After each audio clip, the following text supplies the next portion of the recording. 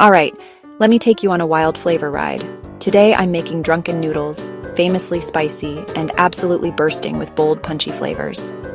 First things first, prep your ingredients. I grab a handful of fresh Thai chilies, the little red ones that look harmless but pack a punch. Slice them up, seeds and all. Add garlic because there's no such thing as too much garlic. Now the fun part, noodles. Wide rice noodles, soaking in warm water until soft but still a little chewy. While they're soaking, I heat the wok until it's smoking hot. Splash of oil.